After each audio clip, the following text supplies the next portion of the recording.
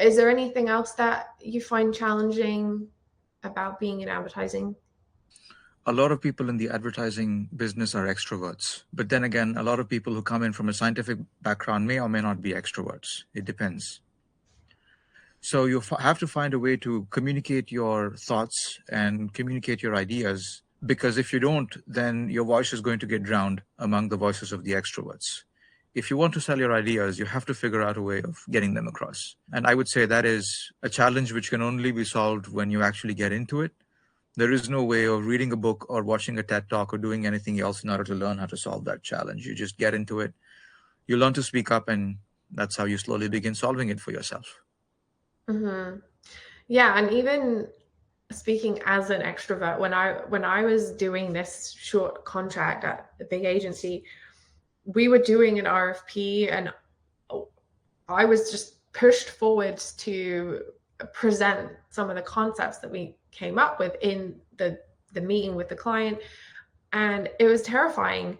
But everybody was terrified, even the people who had been there for months, years. A lot of people didn't like the presenting part of it, but everybody was like pushing everybody forwards to do some of the presenting, because they were like, well, if you don't practice, you're never going to get confident. You're never going to get good at it. You need to, like, the way that you explain your idea is even more important than the idea itself, I think, because if somebody's not seeing the vision and they don't understand it, they'll just go, oh no, that's a terrible idea. But actually, it could be a really good one. And so I think building those presentation skills and having the ability to explain what the vision is before it's even happened yet is such a valuable skill. I mean, I can't speak for introverts, but I know that I feel like it's a challenging thing to do regardless of how comfortable you are talking in front of people, because it's a lot of pressure and you don't have much time and everybody's looking at you. And if you mess up, you kind of messing up on behalf of everybody. And that kind of brings me to my next question, actually, which was about the skills that are essential for success if you want to go into promotional writing. Are there any other skills that you would want to highlight? Well, the thing about promotional medical writing is that I wouldn't say it's as technical as some of the other types of writing. Some of the other types of writing that I've been involved in, such as regulatory, medical communications, publications, etc., they have a specific technique to them. There's a specific methodology to them. But with promotional medical writing, of course, you're using the basic mechanics of writing, and anything that you produce has to be mechanically right, grammatically correct. But there's a lot more leeway in terms of how you can creatively, bring the concept across.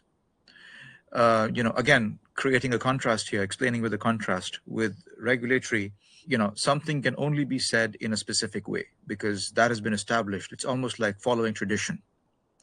Likewise with publications, like there are conventions, there are traditions to be followed. With medical communications, it kind of goes a little bit away from traditions, but there are still conventions to be followed.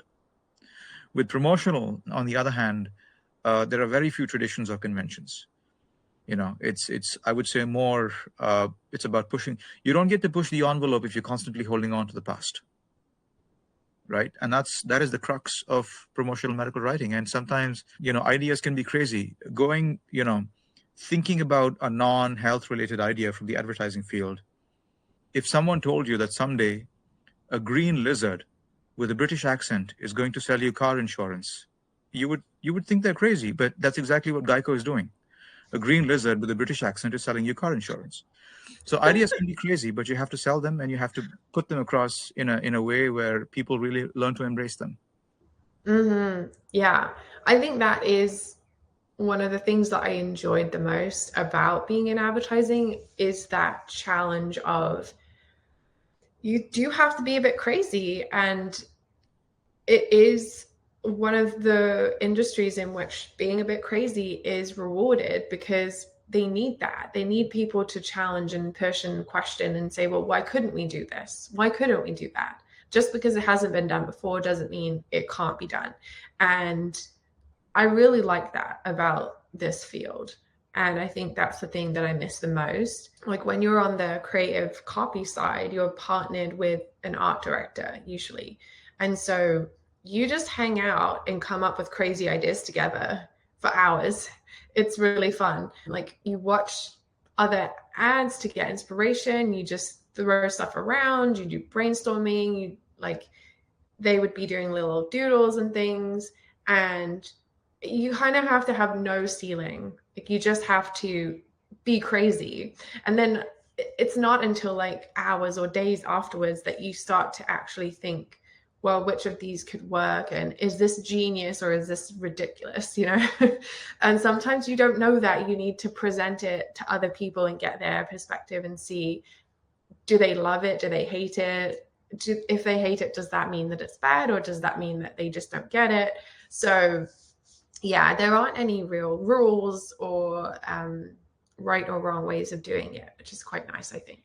The last question I'll come in with is about collaboration. We sort of touched on this a little bit, but who are you mostly collaborating with? I mean, even when you talk about MLR, are you just making the submissions to the different team members and then they're just coming back to you, or are you actually collaborating with them?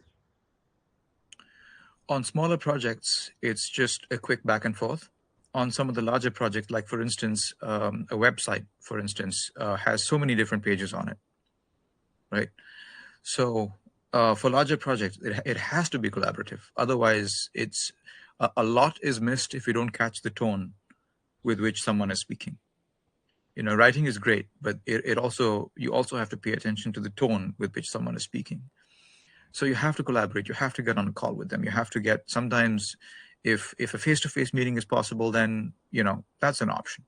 So any opportunities that we can use in order to fully understand their feedback needs to be taken into consideration, because, you know, it's not really about taking comments from that review and just blindly incorporating that feedback without really thinking about it. You know, there's pushback from our side as well. Everyone has to push to some extent in order to create a product which can be considered excellent.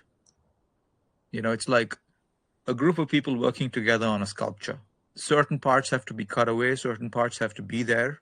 If you feel like a certain part has to be there, you need to raise your voice and fight for that part to be there. On the other hand, if a certain part needs to be cut away, then you need to, again, raise your voice and provide reasoning with the appropriate justification and the evidence as to why that doesn't belong. So it's really about sculpting something which can go out into the world and inspire people. And that requires collaboration and effort. Yeah, that makes a lot of sense. And I know when we freelance, I think it's a lot more scary to push back and to question what the client or what the agency is telling you they want if you don't think that that's a good thing.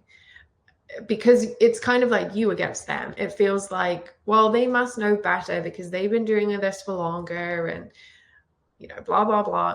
But we do have to speak up, and we do have to say, actually, the reason why I did it that way is because of this. And I believe that, you know, this is what is best for the outcome or the objective that we're trying to achieve. And so it kind of feels like you're butting heads and it's not comfortable. But a lot of the time they will go, oh yeah, we just didn't understand that. Or like, let's go back to the client and see if we can get them on board with this. The problem is if you have like people in the middle of the communication chain, it makes it much harder for that message to spread further. Like you were saying, if you need someone higher up to approve something, but you're down here, then why can't you speak to them directly? Or how do you then make sure that message is carried forward? So I think that does apply to other areas of freelancing in general. And it is one of the most challenging parts, I would say. So I appreciate you saying that.